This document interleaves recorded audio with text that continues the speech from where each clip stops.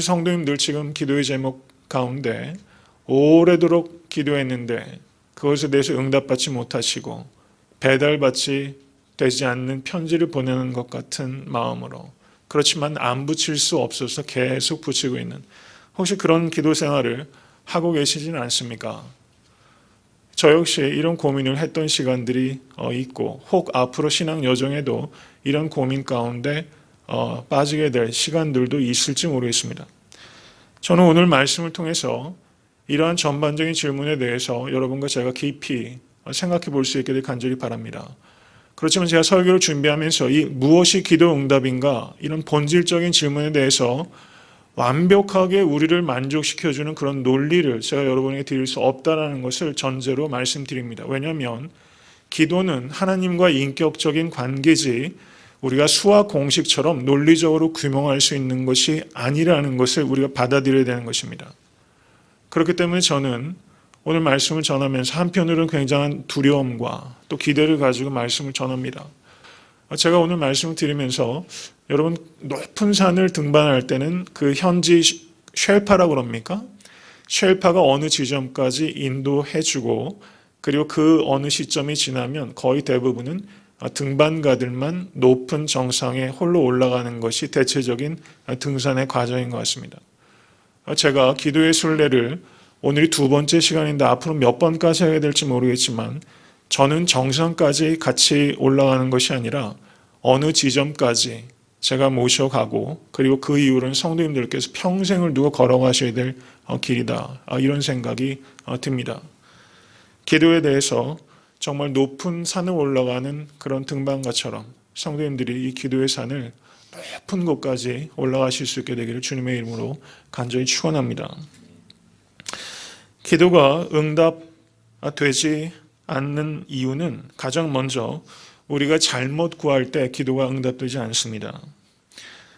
감옥에서 재소자들을 상대로 목회를 오래 하셨던 목사님께서 그 죄수들에게 묻습니다. 당신은 평생 기도하면서 언제 가장 절실하게 기도했는가? 이렇게 물었더니 가장 많은 퍼센티지를 차지하는 재소자들이 체포가 직면했을 때, 체포의 위협으로부터 나를 보호해 주시옵소서, 그때 그 기도가 평생에서 가장 절실한 기도였다라고 하는 것입니다. 우습지요? 그 기도 응답되셨으면 지금 세상이 얼마나 혼돈스럽겠습니까? 하나님께서 그 기도 안 들어주시는 것을 우린 감사해야 될 줄로 믿습니다.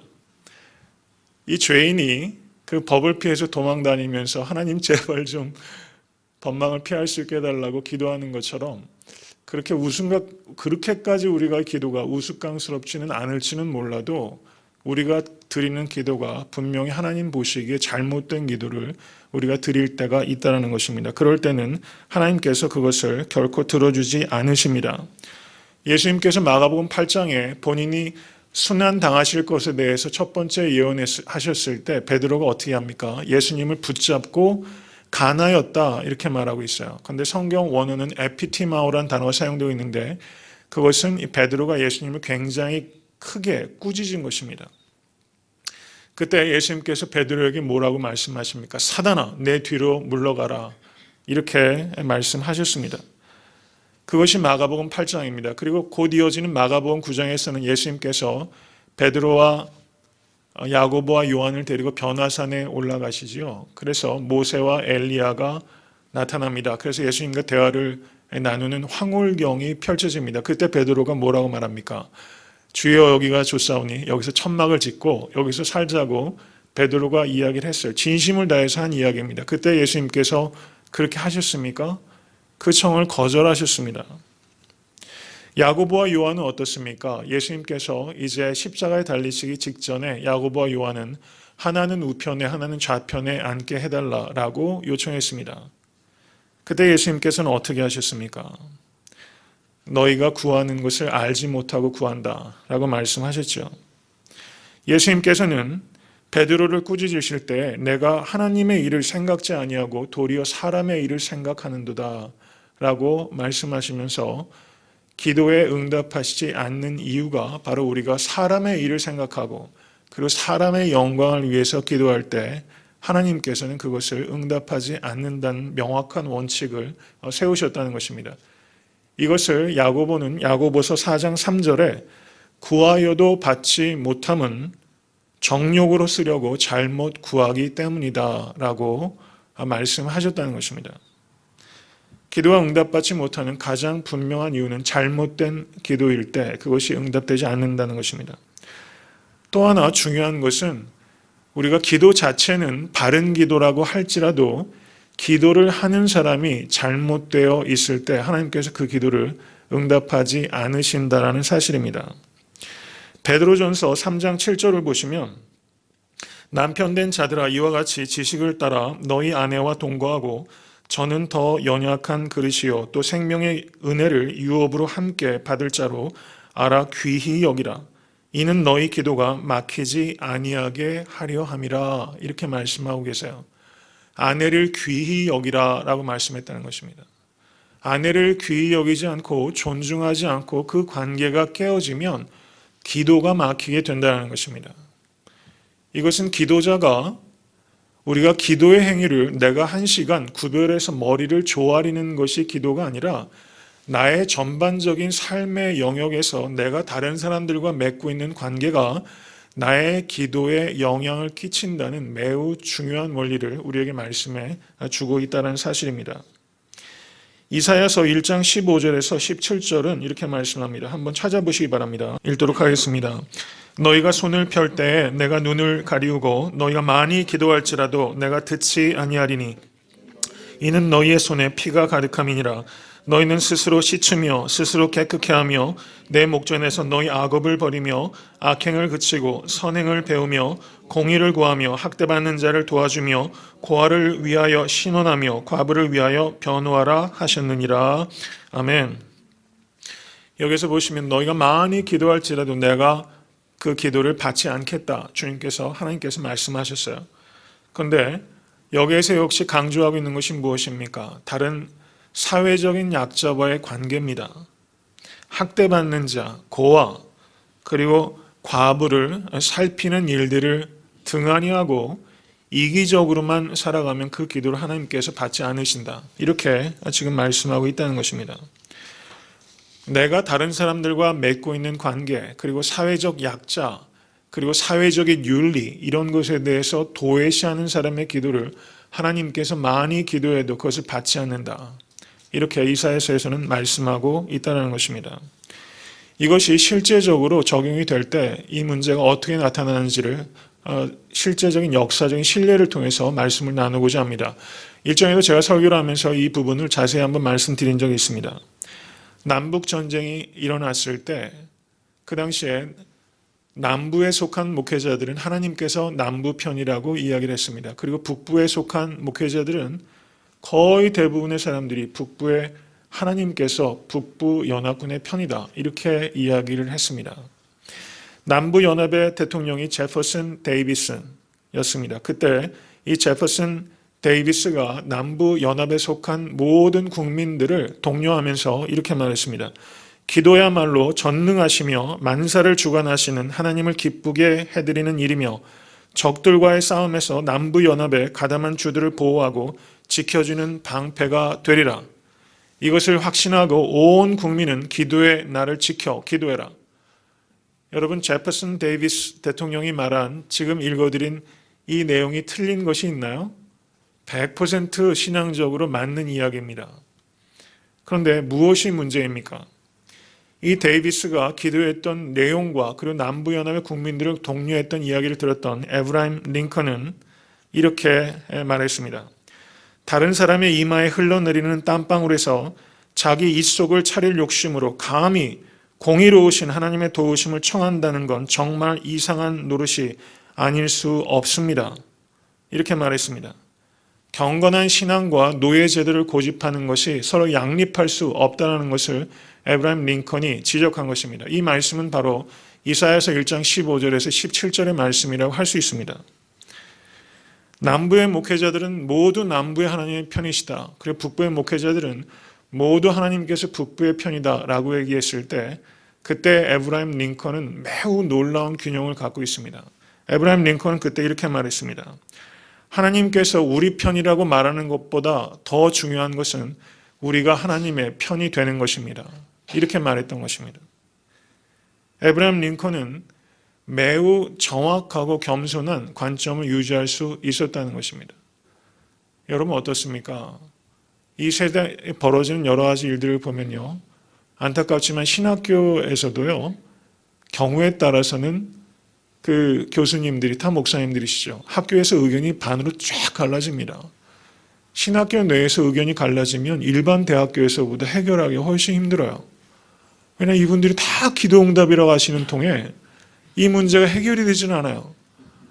정말 속된 말이지만요, 세상 대학교는요, 저녁에 나가서 술 한잔하면서 풀 수도 있는데요, 신학교에서 의견이 갈라지면 이게 도대체가 해결이 안 나는 거예요. 목숨 걸고 하나님 뜻이라는 통에 어쩜 그렇게 정반대로 갈라지는지 학생 입장에서는 난감합니다. 이걸 어떻게 해결해야 되나. 남부연합의 목회자, 북부연합의 목회자처럼 아전인수격으로 하나님의 응답을 해석하는 일들이 여러분 나에게는, 우리에게는 없었습니까?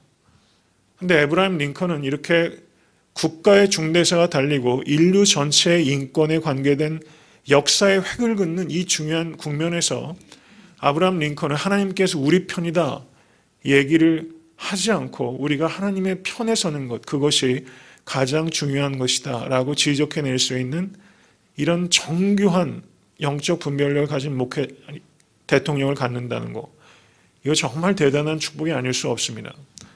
여러분과 저에게 정말 이런 안목이 열릴 수 있게 되기를 간절히 축원합니다. 하나님의 뜻을 분별하고 하나님의 뜻을 이루어가고, 그리고 그 뜻 앞에 이렇게 겸손하고 이렇게 진지하고 이렇게 철저할 수 있는 이런 그리스도인,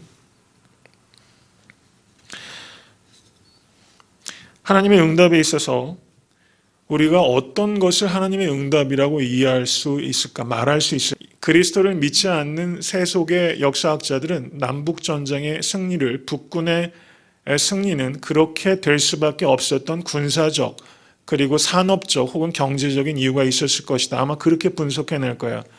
그들이 북군의 승리를 아브라함 링컨이 하나님 앞에 드렸던 그 기도가 결정적이었다라고 사학자들은 결코 얘기하지 않을 것이라는 것입니다.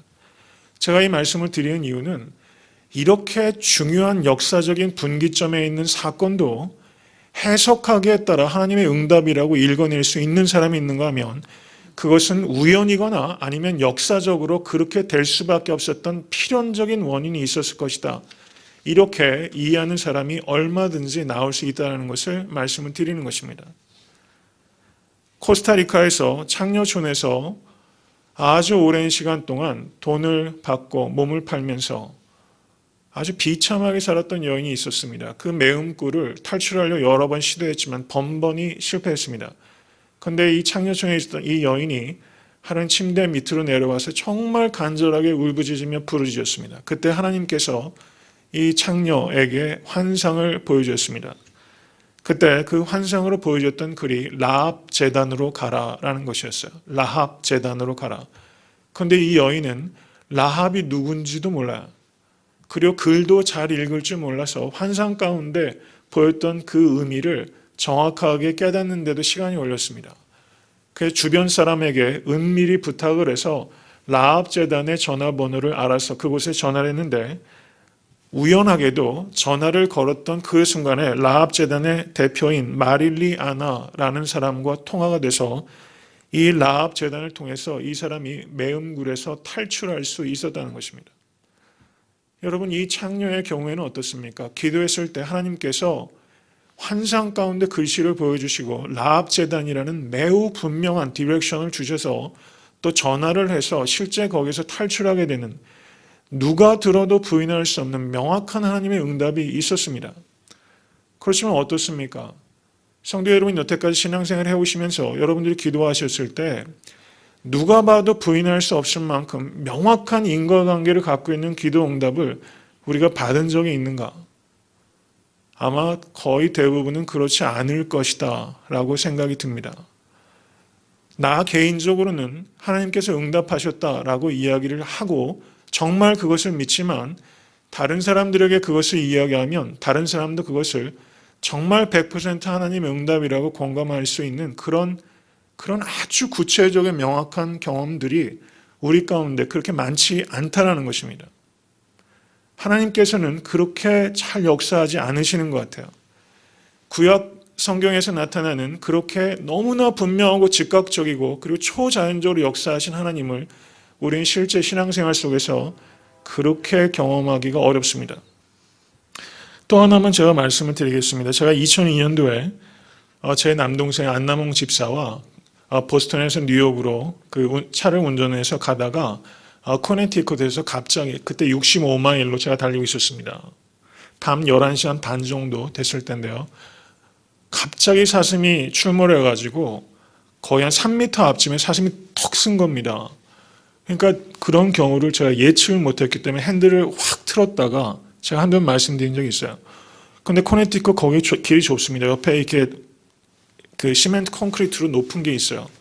그러니까 어떻습니까? 또 핸들을 급하게 감았죠. 그러다 보니까 제가 몰고 있었던 게 찝입니다. 차가 높잖아요. 차가 그냥 완전히 전복돼가지고 몇 바퀴를 굴었어요. 그래가지고 완전히 업사이드 다운 돼가지고 바닥으로 깔려서 이게 그냥 밀려간 겁니다. 브레이크 밟지 않았기 때문에 65마일로 그냥 그대로 간 거죠. 막 그 전기 그 불꽃이 일고 나중에 막 이게 차가 막 찌부러 들어가지고 조금 더 아마 내려왔으면 전혀 불가능했을 것 같아요. 그래서 그 다음날 그 차 그냥 폐차하고 말았고요.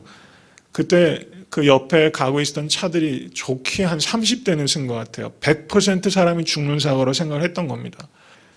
여러분 어떻게 생각하세요? 하나님께서 저 구해 주신 겁니까? 그렇습니까? 부모님들의 기도, 쌓인 기도가 평소의 기도가 쌓여서 그 기도에 응답하셔서 저를 구해 주신 것입니까? 그렇습니까? 아니면은 운이 좋았습니까? 둘 다입니까? 이 문제를 해결할 때요, 이 문제를 우리가 해석해낼 때 이것이 굉장히 주관적일 수 있다라는 것이죠. 제가 이해하는 것과 그리고 다른 분들이 이해하는 것과 만약에 제가 이것을 이렇게 얘기한다고 한번 해볼 때 성도님, 하나님께서 저의 기도와 저희 부모님들의 기도를 응답해 주셔서 하나님의 손으로 저를 지키셔서 저를 살려주셨습니다. 그런데 성도님들 가운데서는 가장 사랑하는 일을 교통사고로 잃은 이들도 계실 거 아니에요. 그럼 그분들에게는 이 저의 기도 응답이라는 것은 굉장히 일관적이지 않은 거예요. 그분들에게는 하나님께서는 왜 목사님에게는 그렇게 하나님께서 구해 주시고 왜 내 남편, 내 자녀는 데려가셨습니까?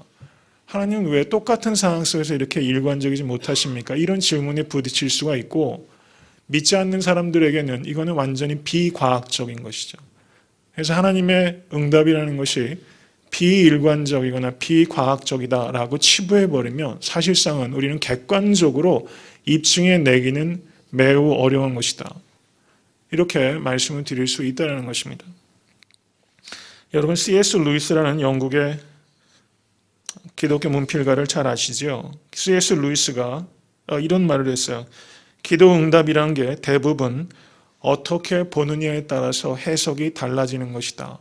이런 말을 했어요. 이건 정말 그렇습니다. 성 어거스틴은 또 이런 말을 했습니다. 여러분, 우리가 기도하는 대상이 하나님이심을 믿으십니까? 우리가 기도하면서 우리가 자기에게 이야기하는 것 아니지요? 자기 암시 거는 것 아니지요? 우리는 하나님 앞에 기도합니다. 그리고 하나님께서 우리에게 귀를 만드신 하나님께서 우리의 기도를 들으시는 것을 믿으실 수 있게 간절히 축원합니다.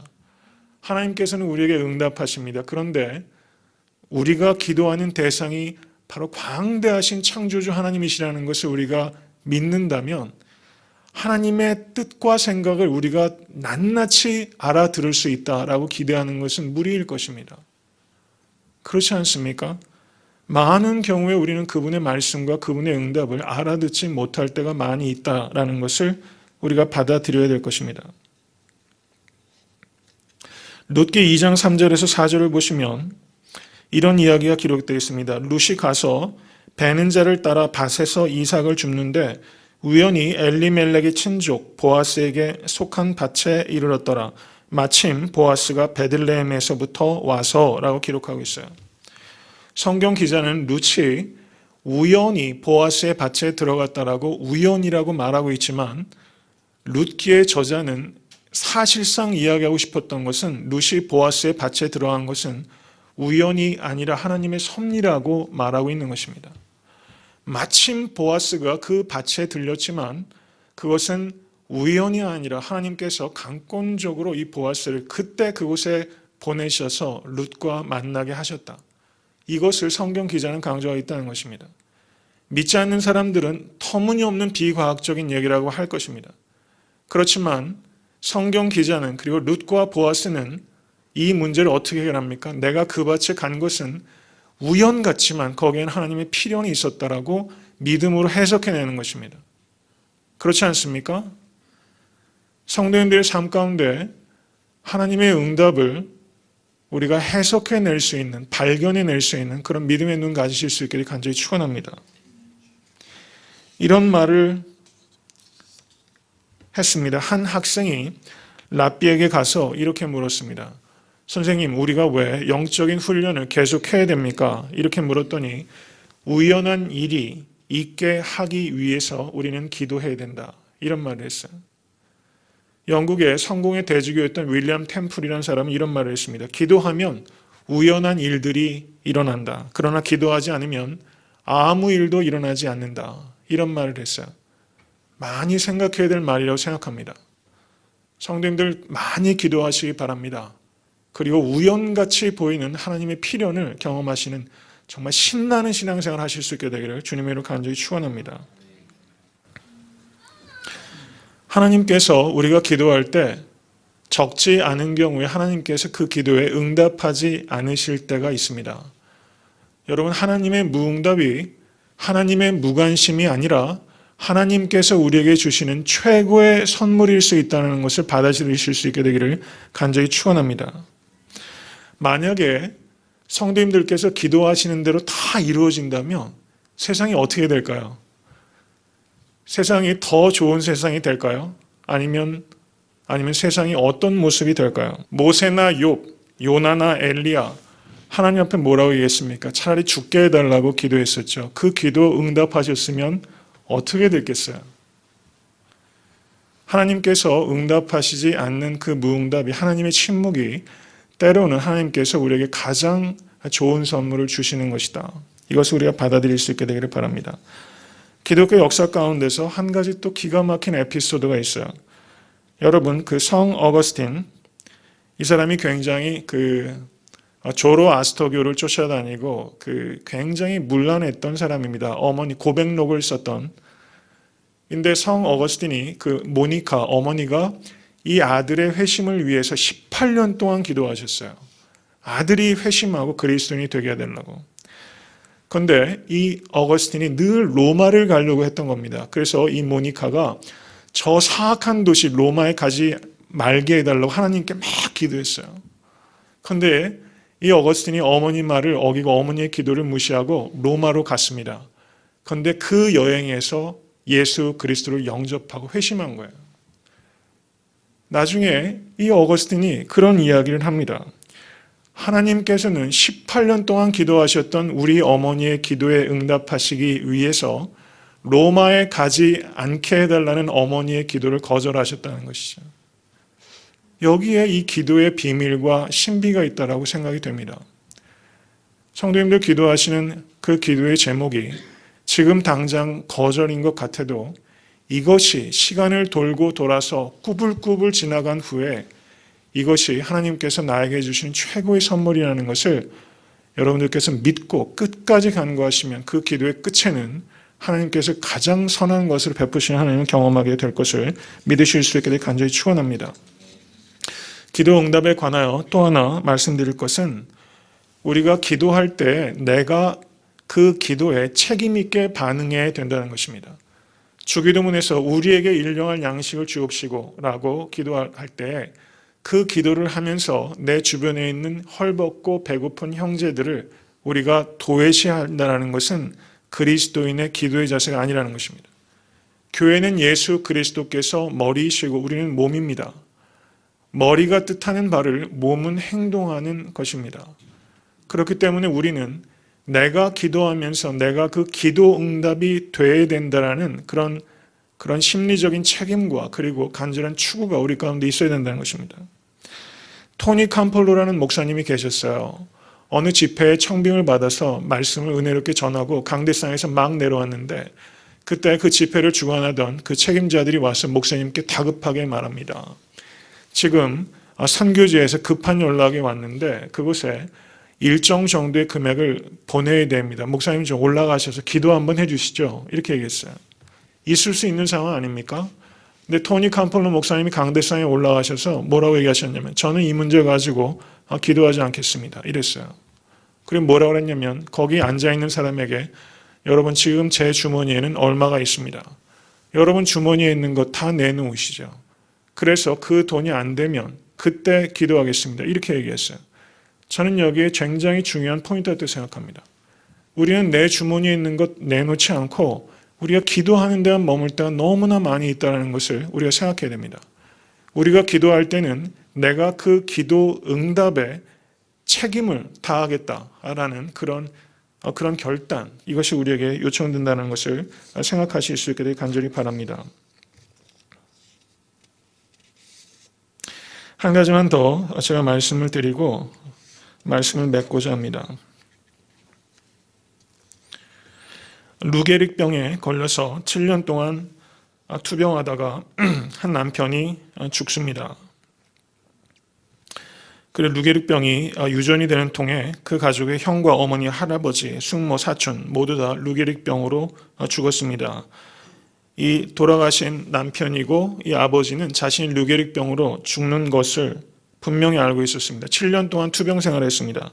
그런데 이 아버지가 마지막에 임종을 하던 날 딸이 이렇게 적었습니다. 의자에 앉아 거친 숨을 몰아쉬는 아빠 곁에 기대 앉았습니다. 평안을 주시도록 기도했습니다. 콧물을 닦아드렸습니다. 어깨를 주물러 드렸습니다. 엄마가 아빠에게 사랑한다고 말했습니다. 그리고 안녕이라고 작별 인사를 했습니다. 아빠는 엄마에게 당신을 사랑하며 두 분이 함께한 세월을 사랑한다고 말하였습니다. 아빠가 하늘을 바라봅니다. 그리고 조용히 숨을 거두었습니다. 그리고 일기 제일 끝에 주님은 우리의 목자시니 라고 이 어린 딸이 기록하고 있는 것입니다. 그리고 이 아버지의 장례식의 순서지에 시편 22편 1절 말씀과 시편 23편 1절 말씀이 나란히 상단과 하단에 적혀 있었습니다. 시편 22편 1절 말씀 우리 한번 읽어보겠습니다. 내 아버지여 어찌 나를 버리셨나이까 어찌 나를 멀리하여 돕지 아니하옵시며 내 신음하는 소리를 듣지 아니하시나이까. 이 기도는 다윗의 기도입니다. 시편 23편 1절 말씀 읽겠습니다. 여호와는 나의 목자시니 내가 부족함이 없으리로다. 아멘. 우리의 기도 생활은 이와 같이 시편 22편의 탄식과 시편 23편의 감사의 기도가 시질과 날줄처럼 엮여가면서 인생이 그렇게 진행이 될 것이라는 것입니다. 우리에게 정말 중요한 것이 무엇인가 하는 것입니다. 우리가 가난해지는 것이 문제입니까? 우리가 병드는 것이 문제입니까? 분명히 고난은 우리에게 달갑지 않은 것임에는 틀림없습니다. 감정적으로. 그런데 정말 문제는 고난 자체가 문제인 것이 아니라 고난을 통하여 내가 배우지 못할 때 그것이 가장 큰 문제가 된다는 것입니다. 우리에게는 이런 탄식과 감사가 얼버무려져서 인생을 마감하게 될 것입니다. 탄식의 기도, 감사의 기도, 기도의 자리를 떠나지 마시고 하나님의 응답이 무엇이든지 간에 우리의 기도의 초점은 그 모든 응답을 통해서 예수 그리스도를 닮아가는 일이며 그리스도의 장성한 분량까지 자라는 데 있다는 것을 믿으실 수 있게 되기를 간절히 축원합니다.